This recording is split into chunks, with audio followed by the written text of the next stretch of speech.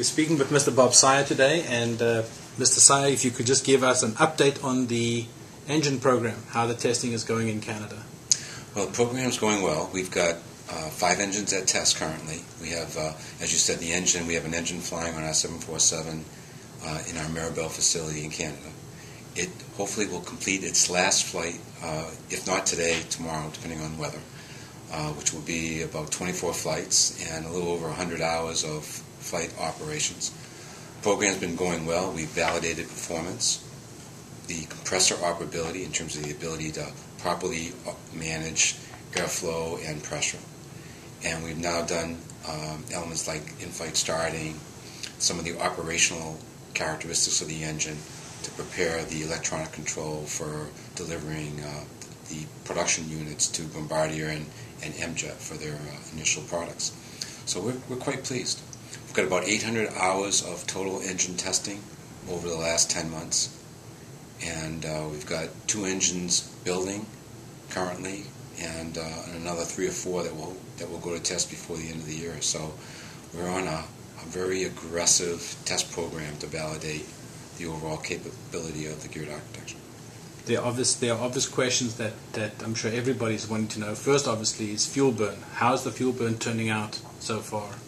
Well, we had set a mark for our initial engine, and we bettered it. So we had a pre-test. We always build pre-test models, and we expect that the first engines are going to be off their optimum level of fuel consumption by a little bit. But we were actually very pleased with the overall performance of the first engine. And it's really indicative of the work that we've done to mature the technology. And as you and I have talked in the past, our 2008 geared turbofan demonstrator really helped us do a lot of early optimization of the geared architecture. And that's now being properly represented in the initial design. How about noise? The noise profile working out the way you expected? We've taken noise and emissions on our first C-Series engine that has tested in our Florida facility, and we were on the mark. We had a very heavily instrumented engine, so when we account for the instrumentation, we find that the noise and the emissions are tracking as we would expect. And we've done a similar test on our initial Mitsubishi engine, our PW 1200 series, which is currently in Florida, and it also is tracking consistent with our commitments. So the big benefit of this geared architecture is that it significantly reduces the noise. So you take the noise of a CFM56 engine that's flying today on an A320 or a 737, and the engine noise from our geared turbofan will be 50% quieter than that engine signature, which is a pretty significant reduction. That obviously is most important for people in places like Europe, right? Well, it's definitely important where you have airports that have very high landing and takeoff fees, but it's also important for even in the U.S. where we don't normally consider the operational cost because there aren't noise taxation or noise charges in many of our airports, but there's a lot of local communities that are sensitive to early hour or late hour operation. And I constantly tell my team here that I live about 20 miles east of our Connecticut airport, and at about 10:30 every night as I'm going to bed, there's an airplane just on its takeoff trajectory where I can hear, and I know I almost pin it every day to 10:30.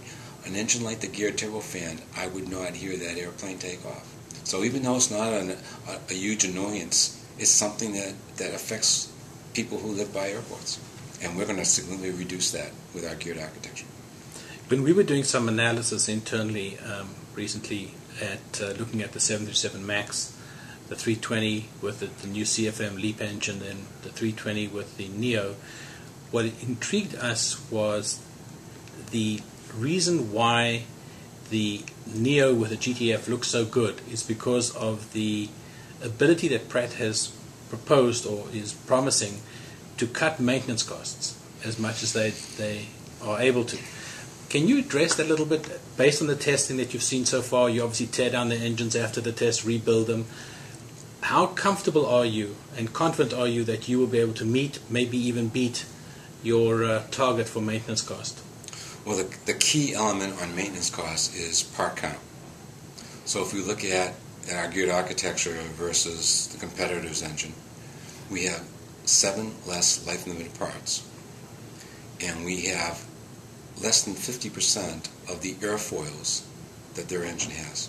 And a good majority of those airfoils are in the turbines, or the back of the high compressor or the turbines, where they're hot environment and they're expensive materials that require a fair amount of either replacement or repair. So we have validated from the geared architecture the overall structure in terms of airfoil count or stage count. And with the testing that we've done on our initial engines running as high as 20% above the takeoff rating, we have seen no distress. When one looks at the GTF engine compared to other engines in that category, from what I understand you saying is that the GTF runs somewhat cooler than other engines in that category.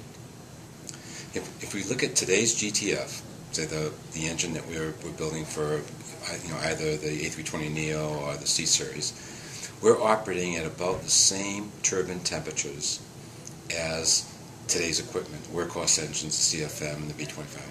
So roughly about the same temperature. It could be plus or minus depending on the overall capability or requirements of the airplane. But what we're doing is we're running at those temperatures with much less cooling flow to the turbine section. So because the turbines or the engine is designed to handle a certain metal temperature. It's the metal temperature that's important on maintenance costs.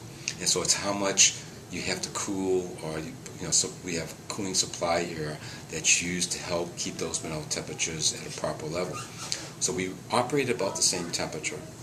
We use less cooling flow, but more importantly is that we get all the fuel efficiency out of, I'm going to call it the non-turbine parts. By having the gear with a bigger fan, we're making the propulsive capability of that engine, the capability of that engine to produce power, much more efficient than a conventional engine today.